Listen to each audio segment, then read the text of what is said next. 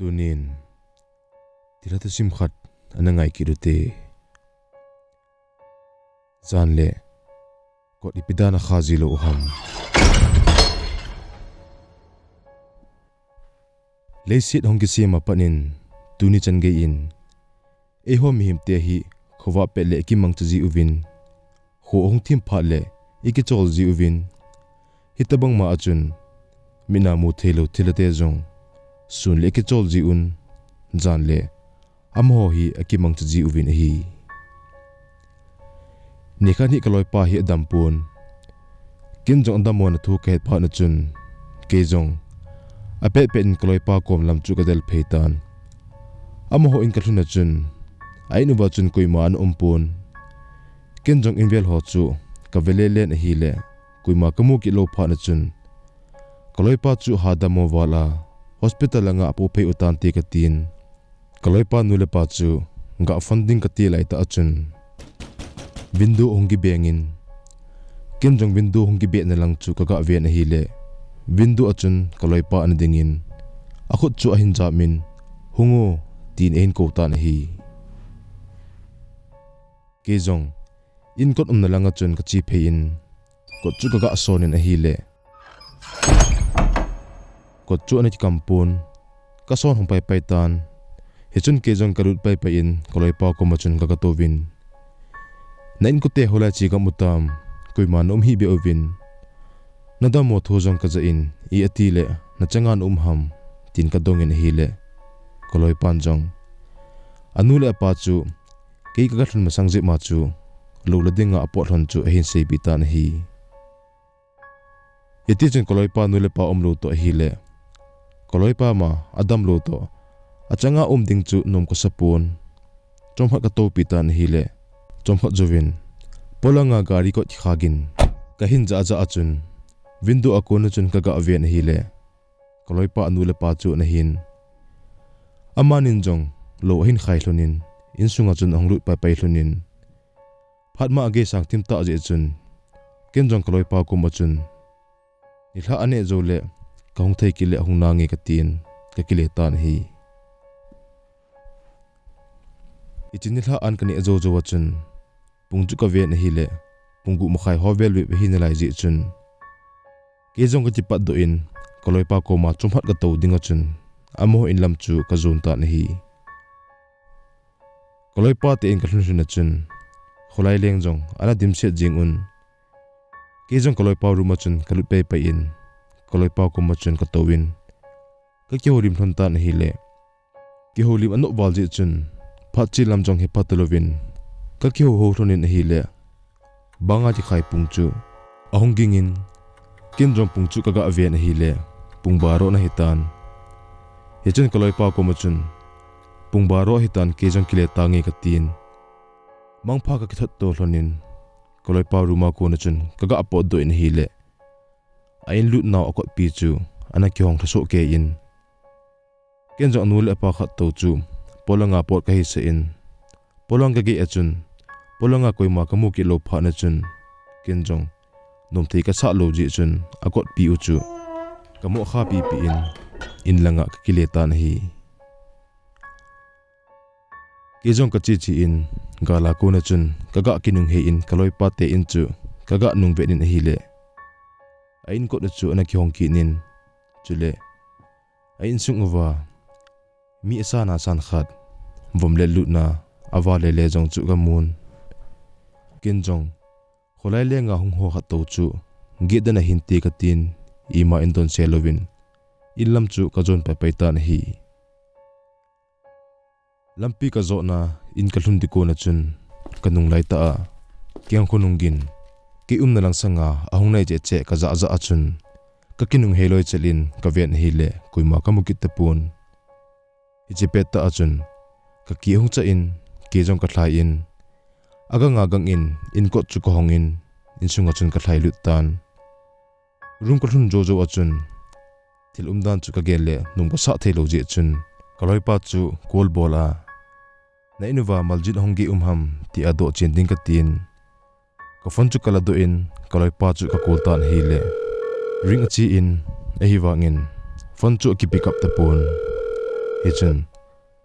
kaloi pa chu im hi tan te ka tin ke jong kalut na chunga chun ka kaldo in ka ke cholta na hi ajing jing ko hongwa wa in ka phone honging in ken jong imu so pum pum chun ka phone chu kalan ka vian hi le kaloi pa chu na hin hi chun phone chu ka pick in hello ipitu hitam tin ka ga dong in hi le kaloi pa chun zan hi in kile jawa chu kol na hin bol ham na miss call tu achun kamu e ipitu hitam nahin kola chu kani mutla man hi te a hin tin he chun ken jong ka dong pa in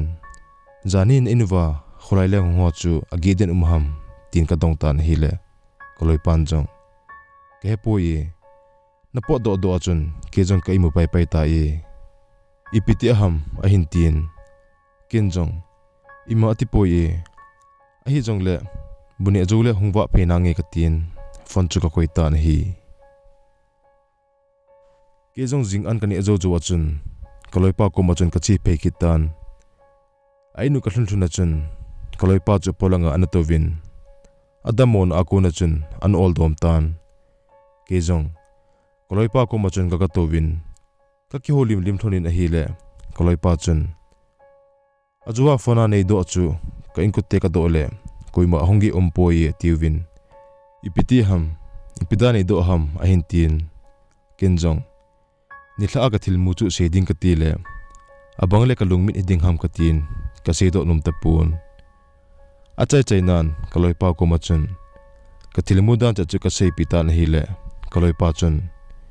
zanin na po do jawa chu ka in ko te ko kama hong do khat to chu na mu hin ti atin he chun ke ni jong tu chu min ka kyo ran tan hi eti chun phat na chi chi in ni thla lang ni salhum masangin koloi pa nu le pa chu ong hlonin koloi pa kom achun nanu to ke ni jong kin khana ka po thlon ding a hin zan khong kile ge thlon ding a hi tin hi chun ki kom achun noloi pa to hila a hin bu na ki hon khom thlon in lang anagi den ngap tan zan khong kile ge thlon ding a hin noloi pa jong ol dom jong le achanga da thadi chu ke ni jong kalung unom thei pon nang be in an umpi o atin ken jong hengi an umpi nangi ka tin amani jong apo hlon tan hi koloi pa ta chun bu ka kyon thlonin ka ne thlonin hi chun anu le pa nga to ko ma chun kenin jong tv ke ve thlonin hi ti chun pung achal chalin pung som la khat latan anu le pa ahong kile nai lo ji chun kenin jong polanga in mai achun anu le pa nga to ko ma chun ka to thlonin ka ki holim lim thon tan so tim pi ka nga zo thon ge achun anu le pa ahong kile nai lo ji chun koloi pa chun pung baro ma khai thadi te ki cholta te amani ong thon phat phat le hong thon tan te atin in sunga chun kalut thlonin in ko chu kam dikati le koloi pan kam da jing tu ong thon phat le ki thoda le ha sabe be he amani ong thon phat le amanin kam thon tan te atin ye chun ke ni jong room chunga chun kalut thlonin lumna chunga chun ka ke jam thon tan hi kot pi ji kam lowa karup thon ji chun kenin jong ke sei do tu thon lo wanga chun ko di kam lo ji chun kalung hon among thei pun ji chun kani thlonin kai mu la thei hon pun hi chom hot juven kot khyon gin ta bang ka zalonin koloi pan jong anu le pa hong kile thlona hi sa in lumong en ki choltan alang khana koloi pa anu le pa hi ta jong le au sa hon khat cha ka za lo ji chun kalung among thei te pun kalu puma chun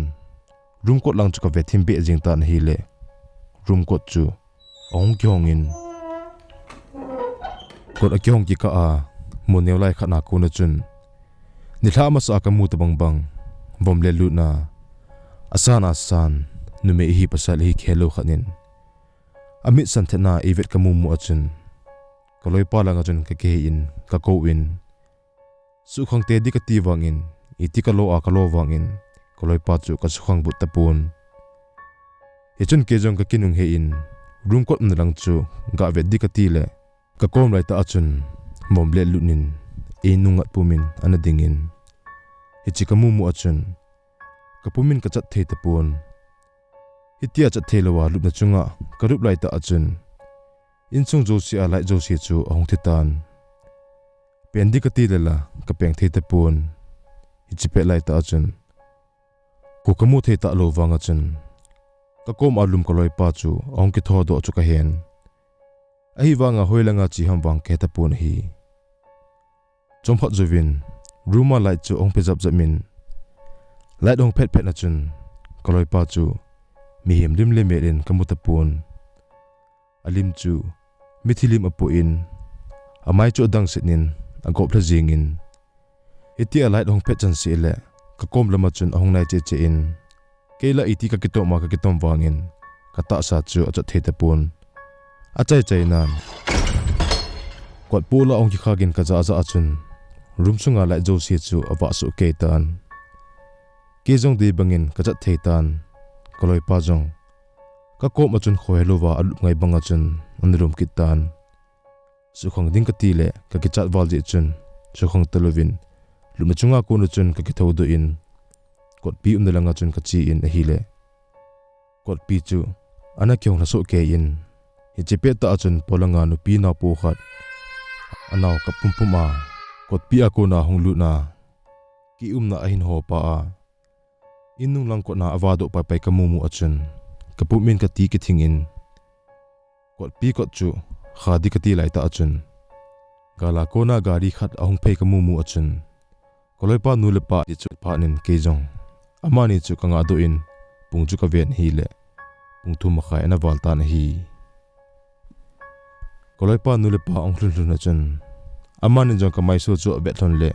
di sa thi thon lo ji chun ipida ti chana na imu do lai ham ole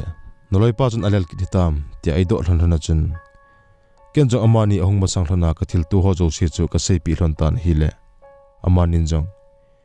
na imu su wala le namang banga thil na mu hin ti ki chol ta ni thilon in ki rum chun ka ga lut go lai ta chun innung lang ko chu pula in ong khyong in ki ho jong ka bonun ka ki hi un ka be ovin a hi le polanga chun koloi pa ta bang pasal khat inung lang ko na polanga athai mang pai pai chu kamu ovin ki hon jong koloi pa chu hidiam ka ti ovin rum chung chu ka ve ovin a hi le koloi pa lup na chunga anarup na lai ji chun thil dang ka tan ti ka ti un in sunga ko josi chu paten ka kam un ka bonun koloi pa rum sunga chun ki chol ta won hi ki ho jong jan mu wa longen ka hi ji o chun gate in ka ki tho un ka ki tho o chun koloi pa chu ka vet ule tho zo telovin anan na in ein pakin in lelta a an hai the thu ka mu mu chun koloi pa anu le pa chun ni thla aga thil tu ka sei pi hlon dan le innunga mi khat alhai do amu hlon to hi le manin jong achapa na chu lo le aya jan dam theding a hi lo e ron pa nin amani jong pastor pa ko hlonin thilum dan jo se chu se pi hlon tan hi le pastor pan na in kisa namun hi ini kisa masang awa chu tilho lampi na hin ama ho lampi a ini kisa ji awa chu na chapa hi dam thelo hi e chule zana ko hon sana koi ji awa chu anaram tha na sa o hi ji a ko kyon na ko na chu hunglam tha uwa na inung lang ko na ko na khu wado pai pai ji uwa he ichi ji a hi na chapa hi dam thelo hi tai ipi hile na inmun se se hi abonin su thina nei lew hen imaji ta pon ti tin hiti jon pastor pan ase banga chun su thina nei uvin hile koloi pa jong ani hla ma ma achun tila bangin andam setan chule jan jong le ima boina atu ta povin hi nangla jan le na in kot hon sa na koi gm Thusim ang kichai tai aban nanga kilute